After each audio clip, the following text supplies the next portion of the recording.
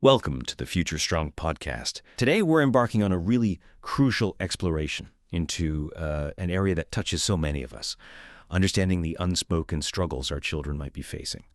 It's a topic that often feels, well, incredibly complex, maybe a bit like guesswork sometimes, but the insights from the article we're looking at today offer a surprisingly clear, and I think compassionate lens.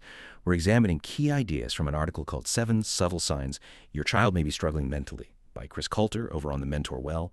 And what this article really highlights is how often kids, well, they don't explicitly tell us they're struggling, do they? You might get a shrug or a quick smile. Maybe they brush you off with, I'm fine, or just tired, it's nothing. Exactly. And what's really fascinating in Coulter's piece is this focus on the silent language of children. The real story, as the article points out, often lies in what they don't say, or maybe what they stop doing, or even what they start hiding. The goal here isn't about creating panic, not at all. It's more about sharpening our instincts as parents, as caregivers, helping us notice those quiet shifts, the ones that can, easily go unseen. Because when kids don't have the words, they tend to speak through their behaviors. So our mission today is really to unpack these subtle behavioral cues, understand them a bit better, and figure out how we can respond effectively, how we can build a team around our kids. Okay, let's get into it then. The article lays out 7 distinct signs. The first one it talks about is a child pulling away from things they used to genuinely love. Think about that guitar that's now just gathering dust, or the group chat that's gone totally silent. No more excitement for hockey practice. Maybe the sketchbook is just lying there, unused. It's like the spark is gone. Yeah. That's such a key point. And it's so easy for us to dismiss, isn't it? We think, oh, it's just a phase, or maybe they're just outgrowing it, finding new things. And look, sometimes that is true. But Coulter warns that sometimes this withdrawal is, well, it's something more significant. It could signal emotional burnout, maybe a deep sense of being overwhelmed, or even a kind of emotional retreat. The key thing the article stresses is noticing a consistent, significant shift away from their established interests, not just, liking something new for a bit, a general loss of enthusiasm. That makes a lot of sense. Looking at the overall pattern, not just one thing. And often, when that internal world gets overwhelming, it hits something really fundamental, like sleep, which the article brings up next as the second sign. Sleep patterns being completely off. This could be like scrolling on their phone until 3 a.m. or struggling to even fall asleep. Or maybe the opposite, sleeping 12 hours but still waking up completely drained, like they haven't rested at all, just stuck in their head. Yeah, and what's really insightful there, and maybe often missed, is how sleep isn't just affected by stress. Poor sleep actually makes emotional difficulties worse. It creates this vicious cycle. The article sort of implicitly warns that dealing with sleep isn't just about comfort. It's about disrupting a really core pathway for emotional decline. Sleep patterns, it says, are these incredibly reliable windows. They rarely lie. So any big, unexplained shift in their sleep, too little, too much, really erratic, that's a flag. It's worth paying attention to because it almost always points to some kind of internal struggle. And I guess when sleep is off, it's not surprising their behavior can change pretty dramatically too, which leads to the third sign, snapping over seemingly nothing. You see those mood swings, the eye rolls, maybe sudden anger when you ask a really simple question like, hey, you eaten today? You feel like you're walking on eggshells. And that can so easily be labeled as just attitude, right, or teenage angst. But Coulter suggests it's often a sign of dysregulation. Like their emotional responses are just out of whack with this situation. It's their internal chaos kind of spilling out because they don't have the tools or maybe the words to express it differently. It's not necessarily aimed at you, but it's more about them not being able to contain what's going on inside. Understanding that helps us respond with empathy, not just frustration. That makes me think about how they cope with that chaos then. Maybe that snapping is like trying to push people away, which kind of leads directly into the next sign the article mentions, isolation. Number 4. Suddenly no interest in hanging out. Texts go unanswered, calls aren't returned. Even things like family dinners might start to feel like too much effort. They just retreat. Yeah, and the common explanations pop up again. Oh, they're just tired, or, well, they're just introverted. And again, those things can be true. But the article cautions us that this can also be a really significant emotional retreat, a deliberate pulling back because of some underlying distress. The important thing is to see if it's more than just needing alone time. Is it an active avoidance of connection, even with people they normally like being around? That's the worry, that they start feeling more and more alone with their struggles. Okay, here's one that I found really, really interesting. The 5th sign. They seem too okay. The kids.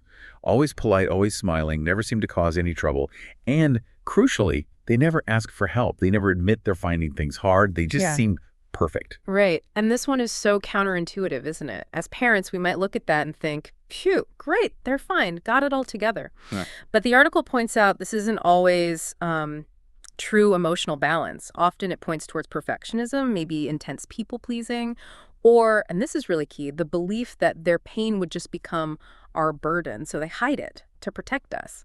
Or maybe to protect their own image. It really makes you question the pressure we might accidentally put on kids to always seem strong, always capable. It's a kind of silent cry for help, disguised as success. And that pressure, that hiding, it often shows up in the next sign, too. Number 6, a sudden shift in grades or motivation. Could be school performance, just tanks. Missing assignments, total lack of interest. But interestingly, the article also says it could be the opposite, like suddenly overworking, becoming hyper-focused on grades. Or maybe you just hear that really heartbreaking phrase, I just don't care anymore. Yeah. And that's so often brushed off as, they're just being lazy or they're distracted by their phone. But Coulter really urges us not to dismiss it so quickly. He suggests these academic shifts, whether it's doing worse or even this kind of hyper-focus, can often be emotional exhaustion just wearing a different mask. A kid struggling inside might just not have the mental energy for school. That makes sense. Or they might overcompensate, get really rigid, try to control the one thing they feel their grades when everything else feels chaotic inside, and then I don't care anymore. Well, that's particularly worrying. It signals a kind of hopelessness, a giving up that really needs attention. And then the last one, the 7th sign. This one feels, well, maybe the most urgent. It's when they joke about disappearing. It might not be direct. It could be subtle things like maybe the world would be better off without me, or I wish I could just disappear. And maybe they say it with a little laugh or a shrug, like they're just kidding around. Yeah. Even if it sounds like a joke, even if it seems like typical teen drama, the article is really clear. Take it seriously every single time. This might be the only way they know how to say, I don't feel safe inside my own head right now. It's a plea for attention, a really profound cry for help that should never, ever be dismissed or ignored, no matter how casually it's delivered. It's telling you the weight they're carrying is becoming unbearable. That needs immediate, compassionate follow-up. Okay. So if we're starting to see some of these signs, maybe one or two, maybe more, what does Coulter's article suggest we actually do? The first bit of advice is huge. Don't panic and don't try to fix everything. Which honestly goes against every parental instinct, right? Yeah, absolutely. The urge is to jump in, fix it, make it better. But the advice is actually to lean in, gently. First, just ask, without pressure. Something simple like, hey, I've noticed you haven't seemed quite yourself lately. Anything you want to talk about? They might shut down, say nothing. And the article says that's okay. The most important thing is just staying close, keeping that door open. Second, validate whatever they do share, even if it's hard to hear. Things like, wow, that sounds really heavy, or thanks for trusting me enough to tell me that. Just listen. Don't rush to solutions. Just listen to understand. That builds the bridge. The article also makes a really critical point, one that maybe we don't think about enough. Remind them they are not a burden. He even gives an example, a kid named Maddie, who kept quiet specifically because she didn't want to add to her parents' stress. That insight is just vital for building trust, isn't it? We have to be so clear with our words and our actions. You can always talk to me. Nothing you say will scare me away. You are never, ever a burden. That consistent reassurance creates the safety they need to open up. And finally, the article really encourages bringing in support. Maybe a therapist, a school counselor, a trusted mentor, another adult outside the family. And this is not a sign you failed as a parent. Not at all. It actually means you're being smart and strong. You're building a team to help your child. It's an act of real commitment. So the ultimate takeaway from Coulter's article, and really from this whole exploration today, feels incredibly powerful and actually quite empowering for us too. Most kids who are struggling, they aren't asking for miracles, are they? They're just asking to be seen, to be heard, to be noticed. That's it, exactly. You don't need all the answers. Your job isn't necessarily to solve it all instantly. You just need to stay present. Be there for when they are ready to share. So if your child says, I'm fine, the article reminds us, maybe don't just walk away. Ask again later, gently. Lean in. And sometimes, maybe you just need to sit beside them in the silence. Let your presence be the comfort. Because that right conversation happening at the right moment really could be the lifeline they need. It could even be life-saving. It's about being consistently present, being open, ready to receive whatever they offer, rather than feeling pressure to have all the answers right away. That's definitely something for all of us to reflect on. And maybe that presence, that openness is the most powerful first step we can take for our kids' future well-being.